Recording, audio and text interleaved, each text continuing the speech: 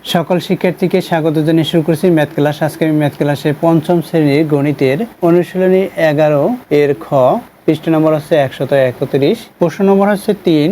এই অঙ্কটি সহজে সমাধান দেব। তাহলে দেখো, এখানে দেওয়া আছে একটি আয়তাকার ধান ক্ষেতের প্রস্থ 750 মিটার এবং দৈর্ঘ্য 1200 মিটার, অর্থাৎ 1200 মিটার। ধান ক্ষেতটির ক্ষেত্রফল কত এর? এখানে দেখো, এখানে রাশি মিটার ব্যবহার করা দৈর্ঘ্য এবং প্রস্থের উভয় ক্ষেত্রে, কিন্তু ক্ষেত্রফলটা এরে পরিণত করতে বলছে। তাহলে প্রথমে আমরা এই ধান আয়তাকার, যেহেতু আয়তাকার, আকৃতিটি কেমন সেটা প্রথমে অঙ্কন করি। মনে করি এখানে ক খ গ ঘ, অর্থাৎ আকৃতিটি অঙ্কন করি। মনে করি এটা আয়তাকার আকৃতি। এর এখানে ক লিখি, ক বা আমরা প্রতীক এ বি সি ডি এভাবে ব্যবহার করতে পারি। এখানে খ লিখি, গ ঘ। এখানে এটা হচ্ছে দৈর্ঘ্য, অর্থাৎ এই বরাবর দূরত্ব বেশি, তাই এটা দৈর্ঘ্য।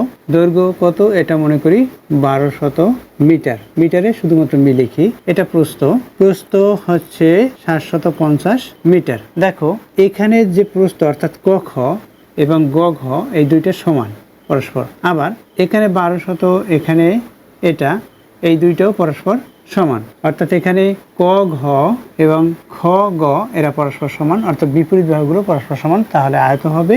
এবং কোণগুলো, এই যে কোণ, শুধু বিপরীত বাহুই নয়, কোণগুলো সমাকোণ হতে হবে, অর্থাৎ চারটি কোণেই পরস্পর সমান হতে হবে। চারটি কোণ যদি পরস্পর সমান হয়, এখানে এই চিত্রটি একটা আয়ত হবে। চারটি কোণ পরস্পর সমান এবং বিপরীত বাহুগুলো পরস্পর সমান ও সমান্তরাল, এটা হচ্ছে আয়ত।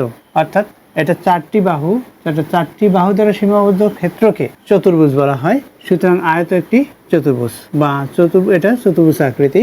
তাহলে দেখো, এটা ক্ষেত্রফল নির্ণয় করতে বলছে। ক্ষেত্রফল আমরা কিভাবে নির্ণয় করব? প্রথমে আমরা এটার ক্ষেত্রফল নির্ণয় করি। অর্থাৎ এই যে দৈর্ঘ্য এর সাথে যদি প্রস্থ আমরা গুণ করি, তখন এই ক্ষেত্রফল, অর্থাৎ এই যে ভিতরের স্থানটুকু বা জায়গাটুকু, এর পরিমাণ বের হবে। কতটুকু জায়গা অর্থাৎ কতটুকু স্থান, এটা পরিমাপের ক্ষেত্রে। অর্থাৎ আমরা কোনো কিছুর পরিমাণ যখন নির্ণয় করি তখন এভাবে নির্ণয় করি।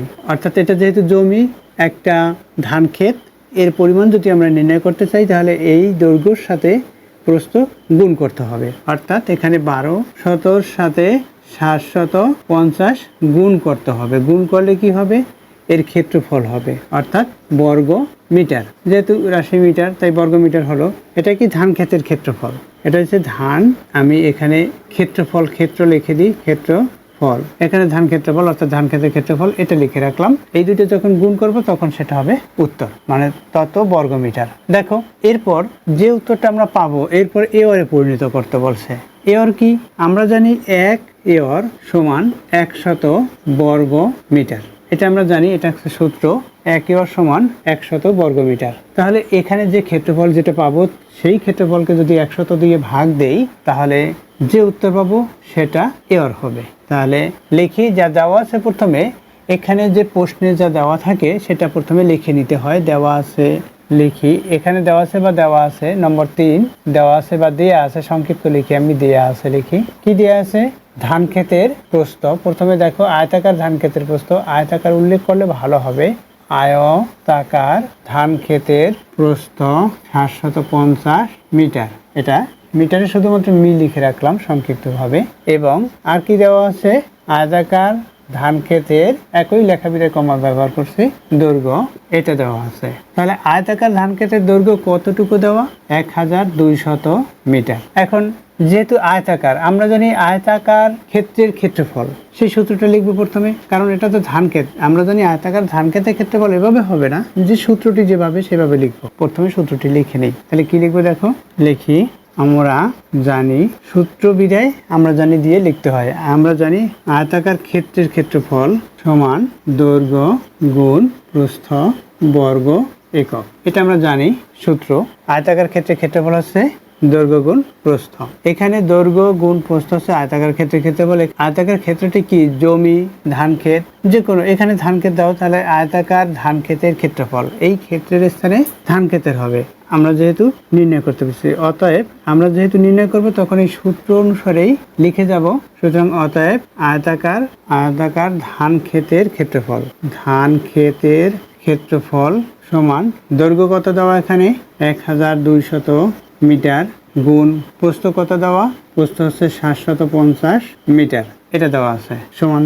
এখন আমরা এই 1200 সাথে এটা গুণ করব, এরপর এই মিটারের সাথে মিটার গুণ করলে এখানে বর্গ একক দেওয়া, আমরা কিন্তু এখানে মিটার না লিখে 1200 গুণ 750 বর্গ মিটার লিখে দিতে পারি, কারণ এককের পরিবর্তে এখানে মিটার হলো, কারণ মিটার দেওয়া আছে, দেখো এখানে মিটার দেওয়া আছে তাই মিটার হলো।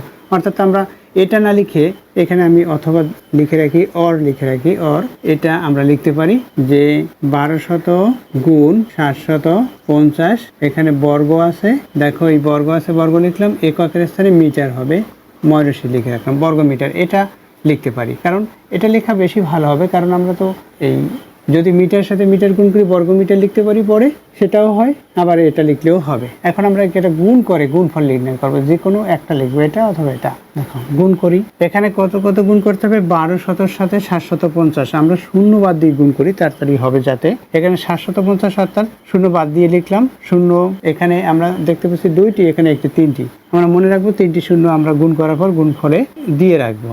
অর্থাৎ 75-কে কত দিয়ে গুণ, 12 দিয়ে গুণ করি, কি হবে দেখো, এই 2 দিয়ে 5-কে গুণ করি 10, 10-এর শূন্য, এই 2 দিয়ে 7-কে গুণ করি 14, আর 10-এর শূন্য লিখেছি, হাতে 1 আছে, 15 হবে, 14-এর সাথে 1 যোগ করলাম।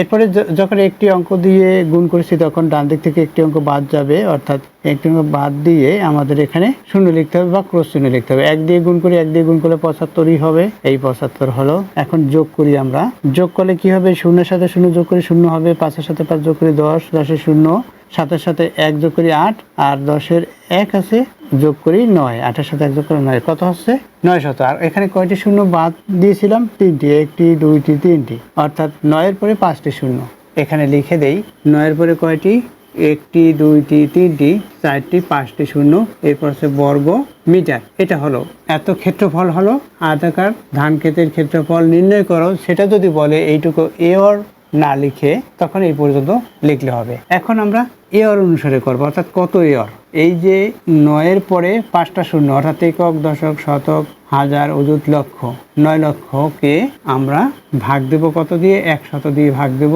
এই ভাগটা আমরা বাই দিয়ে নিচে লিখতে পারি, কত হবে, 2টি শূন্য বাদ যাবে, এখানে যেহেতু 2টি শূন্য, এই 2টি শূন্য বাদ যাবে, যা থাকবে সেটা লিখবো, অর্থাৎ 9-এর পরে 3টি শূন্য, অর্থাৎ 9000। এই যে এর আছে, কত এর, এত এর, 9000 এর, এর অর্থাৎ 1 এর সমান 100 বর্গ মিটার, তাই 9000 এর হলো। আমরা এই যে প্রথমে দেওয়া আছে দিয়ে লিখলাম, এরপর আমরা জানি সূত্রটি লিখলাম, এই যে 100 কোথায় পেয়েছি সেটা আমাদের অবশ্যই এইভাবে সাইড ব্র্যাকেট দিয়ে সাইড নোটে লিখে দিতে হবে, 1 এর সমান 100 বর্গ মিটার, এটা লিখে দিতে হবে 1 এর।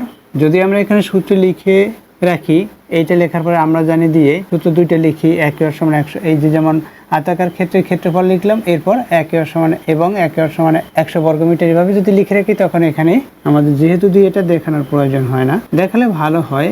1 এর সমান 100 বর্গ মিটার, এভাবে সাইড নোটে লিখে দিলাম। এরপরে যেটা হয়েছে এত এর, অর্থাৎ 9000 এর। উত্তর কি লিখবো, ধান ক্ষেত্রের ক্ষেত্রফল কত এর, তাহলে আমরা এখানে যেহেতু ধান ক্ষেত্রের ক্ষেত্রফল কতর স্থানে ওই 9000 লিখে দেব।